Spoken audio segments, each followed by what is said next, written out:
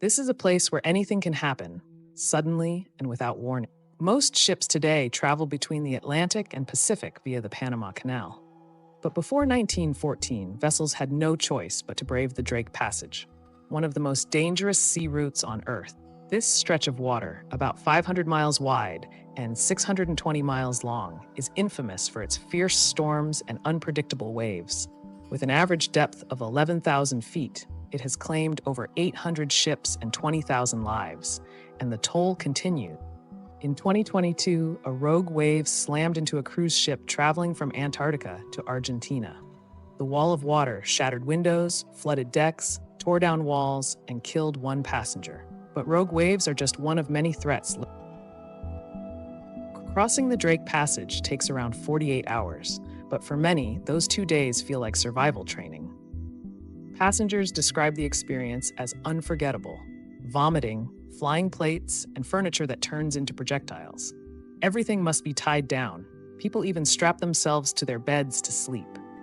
The ship rises and drops so violently that your body feels weightless one moment and crushed. So what makes this place so extreme? The Drake Passage lies between Cape Horn and the South Shetland Islands, between South America and Antarctica. Narrow alternatives like the Strait of Magellan and the Beagle Channel are difficult to navigate, so most vessels choose the open waters here despite the danger. The passage is named after British explorer Sir Francis Drake. Ironically, he never sailed through it. One of his ships was blown south into the region during a storm in 1578, accidentally revealing open sea beyond South America.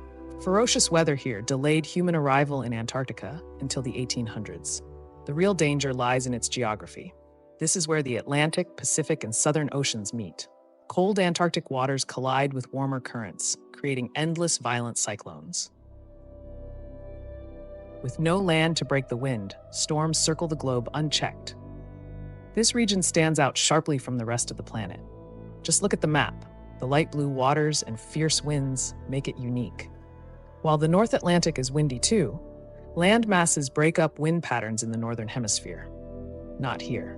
In the Drake Passage, winds blow steadily at 33-45 miles per hour. That's fine if you're sailing with the wind, but if not, brace for rough sea. Some waves here reach 39 feet, with occasional reports of 66 feet or more. These waves slam into ships in relentless succession. Combined with freezing Antarctic waters, conditions quickly become. Sailors say the Drake Passage has only two moods: Drake Lake, rare, and Drake Shake, almost always. Ship portholes look like washing machines swirling with foam.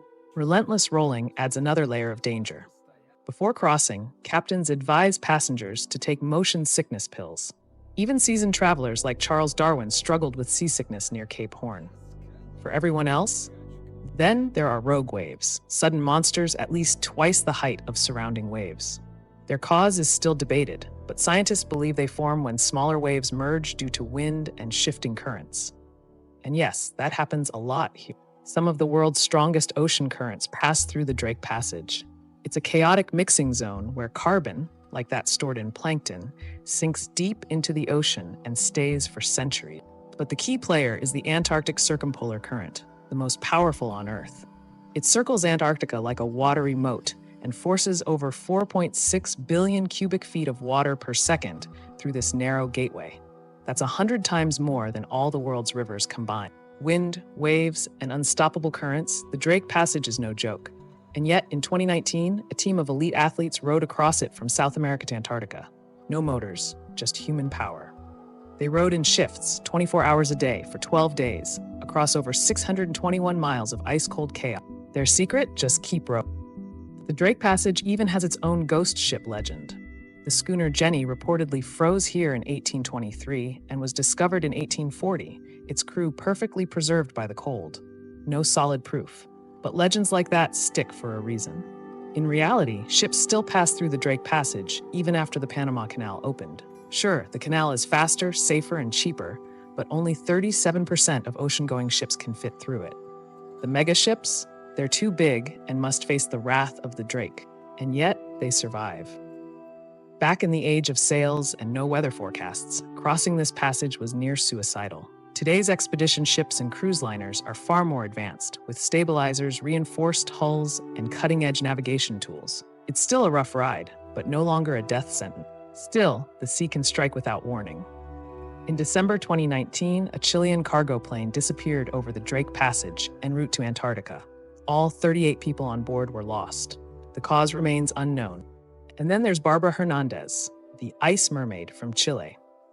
On June 14, 2022, she swam 1 nautical mile in the Drake Passage without a wetsuit in just over 15 minutes. That feat earned her a Guinness World Record. She calls it her proudest moment. But beyond the storms and stories, the Drake Passage plays a much bigger role. It protects the planet. Here's how. If a land bridge connected South America and Antarctica, warm air would flow south, heating the icy continent. But thanks to the open passage and its fierce winds, that warm air gets blocked. Antarctica stays cold. This isolation matters. Cold currents here trap carbon and send it deep into the ocean, cooling our climate. If Antarctica warms up, nearly 11.6 million square miles of ice could melt. Sea levels would rise over 164 feet. Cities would flood. Global chaos. Also check out our other videos. For example, about 5 animals that seem to live after death. Nature has gone too far. Or about how a man followed a crocodile into a swamp, and what he found there shocked the police.